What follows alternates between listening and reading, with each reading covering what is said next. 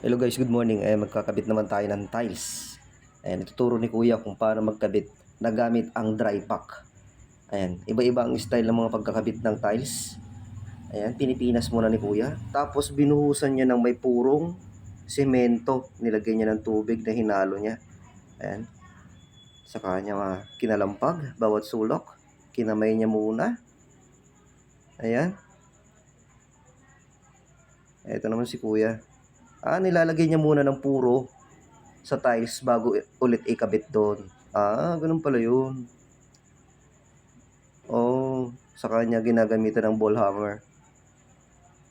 Yun napakalinis niyang gumawa Iba-iba ang klase ng mga pagkakabit nila ng mga tiles. Ito dry pack to Ayan.